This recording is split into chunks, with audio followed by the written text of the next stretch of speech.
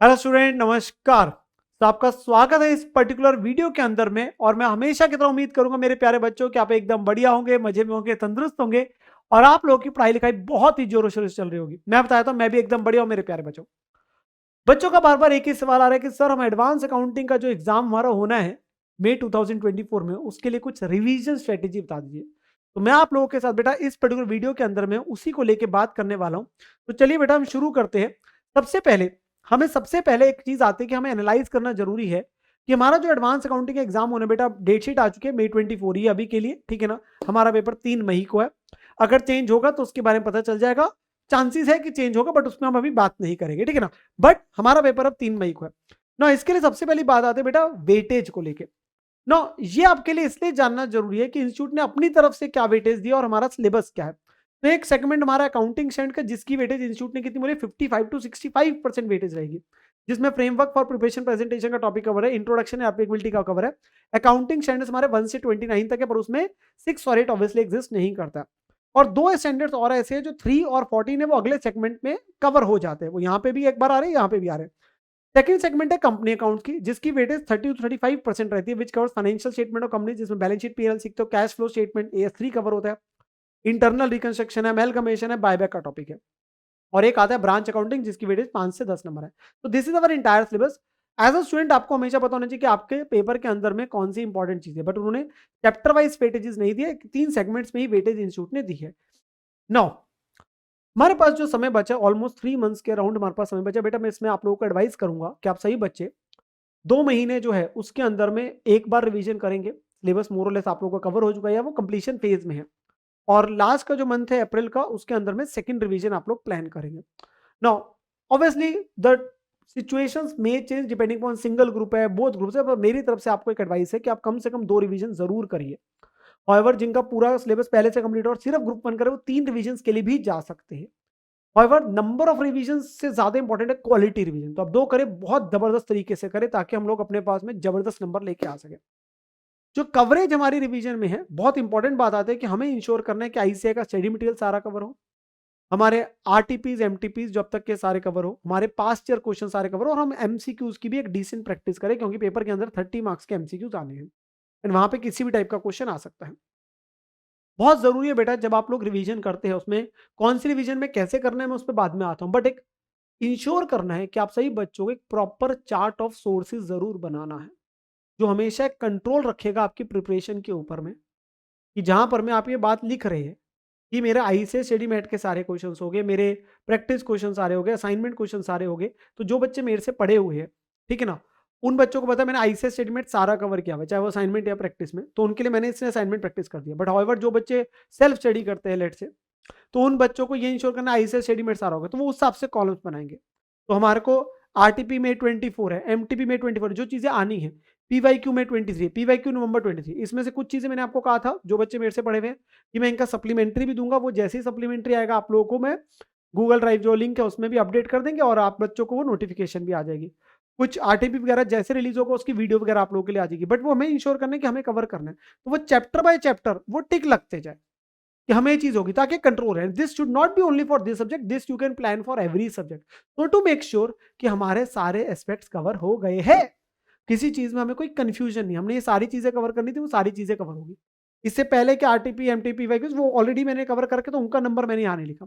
Accordingly आपको ensure करने के आपके वो सारे कवर होने चाहिए टिल डेट। तो उस हिसाब से आप एक प्रॉपर चार्ट जरूर बनाए।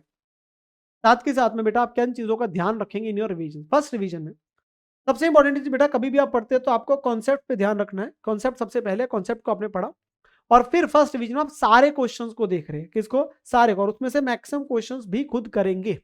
समझे, कम से कम कोशिश मैं बोलूंगा 50 to 60% आप लोग क्वेश्चंस खुद हाथ से करके देखिए, हाथ से करके देखिए, आप सॉल्व खुद करिए। एंड फिर उसमें से आप सिलेक्ट कर लेंगे वो क्वेश्चंस जिनमें डिफरेंट पॉइंट्स है अगली रिवीजन के लिए, मतलब जिनमें अलग अलग पॉइंट्स है उनको मार्क करके रख लिया, या क्वेश्चन सिमिलर है उसमें सिर्फ वो एक पॉइंट डिफरेंट, तो उस पॉइंट को मार्क कर लिया, पर वो अगली बार वो क्वेश्चन भी देखा जाएगा, वो क्वेश्चन भी देखा जाना है आपके पास में जिसमें डिफरेंट पॉइंट, तो वो क्वेश्चन हमने आइडेंटिफाई कर लिया, क्योंकि काफी क्वेश्चन सिमिलर होते हैं, ठीक है ना। फिर special focus on the ICS study material questions, ये मैंने इसलिए लिखा है, नोट्स के अंदर मैंने बड़ा क्लियरली लिखा है आईसीएस स्टडी मटेरियल। उन क्वेश्चंस को जरूर देखना है, उनमें काफी नए क्वेश्चंस भी ऐड ऑन हुए थे इस बार, आपके लिए तो सारे नए आईसीएस स्टडी मैट है, आपने उनको देखना जरूर है और उसमें से कोशिश करनी है कि उनको सारों को आप देखें जरूर, करके सॉल्व करके देखें, जैसे मैंने बोला मैक्सिमम करिए आप, ठीक है ना। एंड अगली रिवीजन के अंदर में भी जो डिफरेंट है उन्हें अपने पास में मार्क करिए, बट उनको छोड़ना नहीं है किसी भी एंगल से, क्योंकि उनकी प्रोबेबिलिटीज काफी होती है, ठीक है ना। फिर हैंड रिटन नोट्स जो मैंने आप लोगों को दिया बेटा, उसका मैक्सिमम बेनिफिट उठाइए, specially for the accounting standards as well. मैंने ऑलमोस्ट 80 टू 90% कवरेज जो है उन स्टैंडर्ड्स के जो आपको चार्ट है उसमें कवर किया। कुछ चीज़ें कई बार होती है वो आपको लगता है ऐड ऑन करने, आप अपने पास अपनी तरफ से ऐड ऑन कर सकते हैं। वो चीज़ें जब आप करते हैं तो आपकी कंप्लीट तैयारी होगी। सर हमें छोटी सी दिक्कत आती है एएस के क्वेश्चन को कैसे प्रेजेंट करना है, लिखने में कई बार डाउट आता है, तो उसको लेके कुछ ही दिनों में आप लोगों के साथ में बेटा मैं एक और वीडियो लेके आऊंगा कि अकाउंटिंग स्टैंड के क्वेश्चन को आपने कैसे अटेम्प्ट करना है। वो मैं डिफरेंट डिफरेंट टाइप के क्वेश्चन आपके साथ वहां पे डिस्कस करूंगा, डोंट वरी। अभी आप अपनी तैयारी अच्छे से करिए, ठीक है ना, तो उनका फायदा उठाइए। जब आप सब्सिक्वेंट रिवीजन में आते हैं सेकंड रिवीजन में, तो मेक श्योर कॉन्सेप्ट पे ध्यान देना है, प्लस जो सिलेक्टेड क्वेश्चन है वो हो गए। सारे क्वेश्चन अब करने की जरूरत नहीं है, कुछ ऑडिट करिए कुछ प्रैक्टिस करिए क्योंकि समय कम होगा, ठीक है ना। और उनमें से फ्यू क्वेश्चन चूज कर लीजिए अगली के लिए जिसमें सारे पॉइंट्स हमारे कवर हो। हमें इंश्योर करना है कि हमारे सब्जेक्ट के अंदर में बेटा इस तरीके से पहुंच जाए कि जहां पे हम पेपर वाले दिन वो एक डुप्लीकेसीज खत्म हो जाए। मतलब हम सिर्फ इंडिविजुअल वो क्वेश्चन दिख रहे हैं जिसमें सारे कॉन्सेप्ट कवर हो गए, कम से कम क्वेश्चन में सारे पॉइंट्स कवर हो जाए, या उस क्वेश्चन में 80% हिस्सा सेम था, 20% डिफरेंट था, वो 20% ही मांग रहे। डुप्लीकेसीज जिस बच्चे ने खत्म कर दी अगले 3 महीने के रिविजन के दौरान में, और पेपर वाले दिन वो सिर्फ वो डिफरेंट डिफरेंट डिफरेंट वाले देख गया, ठीक है ना, और वो उस 1-1.5 दिन के अंदर में सारा सिलेबस रिवाइज कर गया, जो कि संभव है, तो आपके पास निकलने की प्रोबेबिलिटी जो उतनी ही बढ़ जाती है, तो हमारे पास में बढ़ जाएगी क्योंकि हमें उतना हमेशा याद रहेगा। सो मेक श्योर कि अपनी रिवीजन के दौरान में डुप्लीकेसीज हटाते चले, ठीक है ना, डुप्लीकेसीज हटाते चले। फर्स्ट रिवीजन में कोशिश करो ज्यादा क्वेश्चन हाथ से करने की, क्योंकि इसमें टाइम मिलता है, सेकंड में टाइम नहीं मिलता है, तो वहां पे आप मोर और लेस ऑडिट ज्यादा कर रहे होंगे क्योंकि कम समय में आपको आउटपुट ज्यादा निकालना है। पेपर वाले दिन तो बिल्कुल ही समय नहीं मिलता है, ठीक है ना। एंड कुछ कॉमन पॉइंट जो मैं आप लोगों के साथ बात करना चाहूंगा, सबसे पहले आप टेस्ट बेटा जरूर अपने पास में दें टू वैल्यूएट योरसेल्फ। चाहे आपने बैच के अंदर में टेस्ट थे वो मैंने अपलोड भी कर रखे आप लोगों को, मतलब दिखते भी हैं, तो आप आंसर कीज भी गिवन है वो। अगर आपने मास्टर टेस्ट सीरीज ले रखी है पीडब्ल्यूपी, तो मास्टर टेस्ट सीरीज अपने पास में जरूर दे, ताकि आपके पास कुछ दे दे, सारी नहीं देने जाते, टेस्ट जरूर देने हैं ताकि आप लोगों को पता चल सके कैसे। This not only for this subject, again this is for all this subject. ये जो कॉमन पॉइंट्स है जनरली टाइम टेबल अपने पास प्रॉपर बना के उसे फॉलो करें, नींद प्रॉपर ले, डाइट प्रॉपर अपने खाए, तबियत का ध्यान जरूर रखना है बेटा। तबियत खराब होगी 5-10 दिन ऐसे निकल जाएंगे, पता नहीं चलेगा, सारा प्लान हिल जाता है। Respect all the subject equally बेटा, ये जरूर है। देखो मैं एडवांस अकाउंट्स पढ़ाता हूँ आप लोगों को, मैं बोलूंगा बहुत इंपॉर्टेंट बहुत इंपॉर्टेंट, आपके लिए सारे सब्जेक्ट इंपॉर्टेंट है। आपने किसी सब्जेक्ट में अगर कम मेहनत करी तो ऑब्वियसली रिजल्ट में भी उसमें कम ही नंबर मिलेंगे।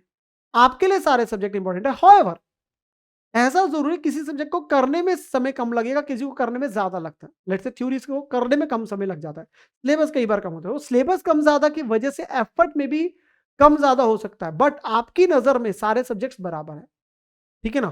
तो आपकी नजर में सारे सब्जेक्ट बराबर होने चाहिए। एडिक्वेट ब्रेक्स बीच बीच में जरूर लेते रहे। एक्सरसाइज अपने पास में कोशिश करे कर सकता है, एक्सरसाइज नहीं कर सकता एटलीस्ट वॉक पे चले जाए, लाइट म्यूजिक हो गया, कोई कॉमेडी शो देख ले, वो बीच बीच में ब्रेक्स जरूर लेते रहे। ये ना 5-7 घंटे बैठे क्योंकि उससे एफिशिएंसी कम होती रहती है, 2-2.5 घंटे पड़े ब्रेक ले ली, वो आप ऐसे ऐसे छोटे छोटे ब्रेक्स ले सकते हैं। बट अब आपका समय आ गया, अब आउटपुट जो है 10 से 12 घंटे तक लेके जाए, उससे धीरे धीरे बढ़ाए अप टू 13-14 आवर्स तक लेके जाए, ठीक है ना। And be positive and stay motivated मेरे प्यारे बच्चों। आप लोग बस अपना ये सोच के चले, हाँ हमने मेहनत करनी है और हमें उस मेहनत का रिजल्ट जरूर मिलेगा, पक्का ही पक्का मिलेगा, घबराने की आवश्यकता नहीं। एंड जैसे मैं कुछ चीजें बच्चों को हमेशा बोलता हूँ, the only failure is when you से आई गिव अप। तो आप लोगों को गिव अप नहीं करना है, तो गिव अप बिल्कुल नहीं करना है, अपने पास में मेहनत करते रहनी है। And the finally from my side I always say success आप लोगों की जो बेटा वो डिपेंड करते हैं second letter and that is you only. आप लोग मेहनत करेंगे तो आप लोगों को सक्सेस जरूर हासिल होगी, और हम मेहनत करेंगे, वादा करिए। अगर आप लोगों का कोई भी डाउट है किसी भी चीज को लेकर तो जरूर कमेंट सेक्शन के अंदर में डालिए, मैं और मेरी जो पूरी टीम है वो आप लोगों के बेटा जो डाउट्स है उसे आंसर करेंगे। एंड मैं आप लोगों के साथ बने रहूंगा और बहुत सारे वीडियोस जो आप लोगों के लिए रेलिवेंट है वो लेके आता रहूंगा। सो टेक केयर मेरे प्यारे बच्चों, अच्छे से तैयारी करिए। Bye bye bye bye.